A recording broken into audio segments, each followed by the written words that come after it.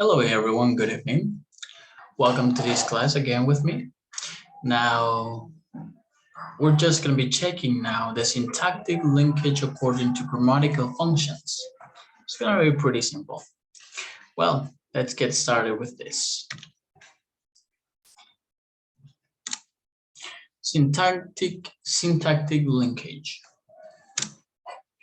Syntactic linkage refers to the way speakers can signal which words in phrases or clauses are linked to form coherent structures and provide meaning. As stated by Miller in 2002, English uses word order and prepositions to signal syntactic links. Agreement. Agreement, which is also called concord, it is a form of cross-reference. It means that the relationship between the different elements of a sentence or phrase. This deals mainly with the agreement between MB and MVP. For instance, if we're talking in the first person of singular, I, then the verb be corresponding to this noun phrase should be and not is or are, as we all know this. So when we see the verb we automatically know that the noun phrase used as the subject must be I, as is must be for the third person of the singular, he, she, it. These are the types of agreements. We have formal agreement and notional agreement. Notice that agreement comprehend two forms. Formal, which deals with the structure of language itself, and notional, which deals with the meaning. Let's check out first the rule of agreements, the rules of agreements, so we can continue this. We have some rules here. Check the subject before the prepositional phrase headed by of. Number two singular subjects connected by or, either or neither nor, require a singular verb. Singular verb, like we have here that says has, is. Number three, when having singular and plural as subjects, and we use or, either, or neither nor, these must agree with the noun or pronoun close to it. Right?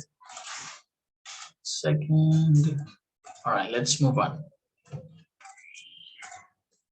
Now, number four. When the subjects are singular or plural and are connected by and, we use a plural verb form. Have, need, as you can see here, because they are connected by and. Number five, in case in which the singular subject is separated by phrases such as along with, as well as, the verb remains in agreement with the subject since these phrases are not part of it. I, along with my sister, am going to the trip. Because, repeating, this phrase is not part of it, along with my sister, for example. Now, if the noun after, that this is number six, if the noun after of is singular, use a singular verb with the words like percent, fraction, majority, some, all, etc. If the noun is plural, then use a plural verb form, like we have here, is and are. Group is, students are. Now, government. It refers to the relation between a word and its dependents.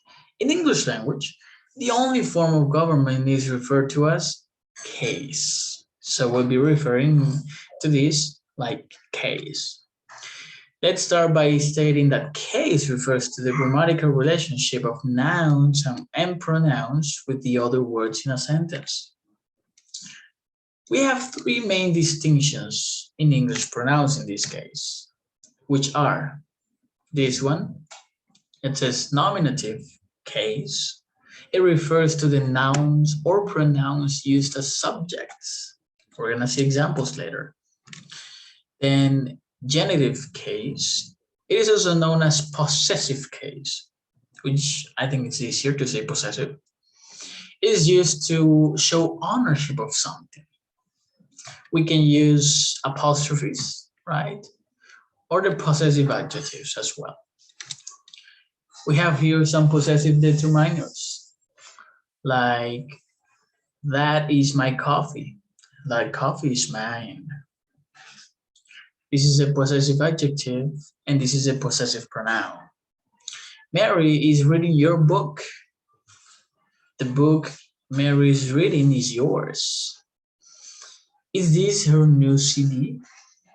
Is this CD hers? As you can see. And the last one, which is accusative and dative case.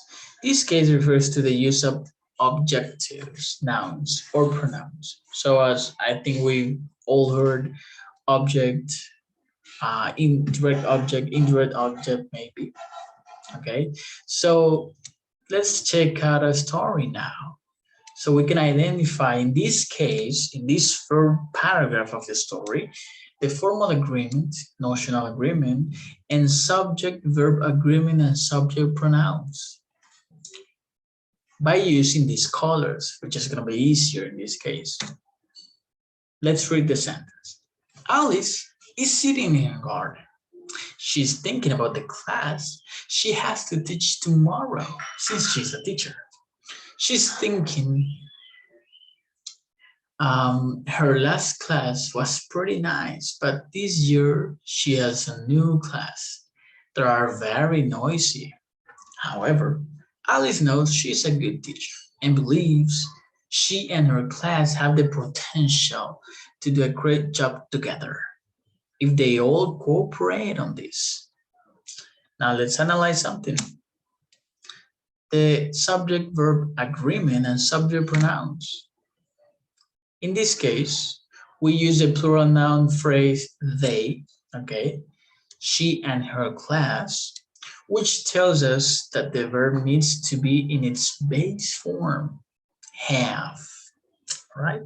But the other one, the NP Alice replaces the pronoun she, okay, the third person of the singular, of course. Then the verb know is used with the S at the end, so we say knows, following the grammatical rule applied to the use of verbs with the third person of the singular in simple present tense. This has been the first paragraph. We are analyzing and using different colors to identify these types of agreements that we've been checking out so far. Let's continue. In this part of the story, we'll be recognizing nominative or subjective case or genitive case. Alice starts to get ready for her class. Well, she's a little nervous. She's thinking to herself, Alice is a good teacher. Alice is a good teacher. And by doing that, she's little by little feeling better. Alice is also thinking, what would happen if her students start behaving bad or making too much noise? Then she remembers her students' parents. Notice this, her students' parents are very cooperative.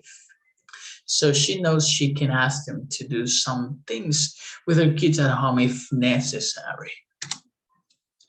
We have this, the red one, the nominative case. It refers to the nouns, very simple, okay? And this one, we're using her as a possessive adjective and also the apostrophe in order to show ownership in this case, right? Let's continue checking out some more. Alice is almost done preparing her class.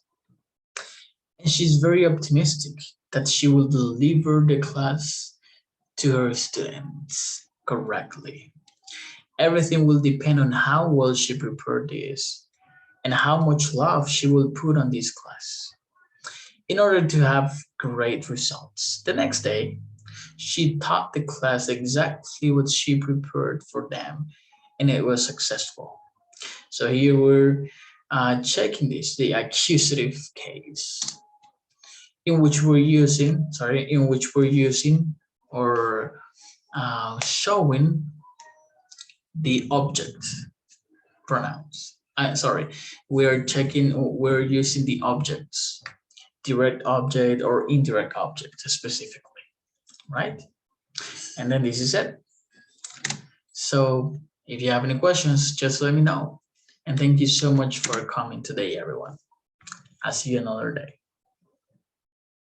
Then let me just stop sharing the screen and stop recording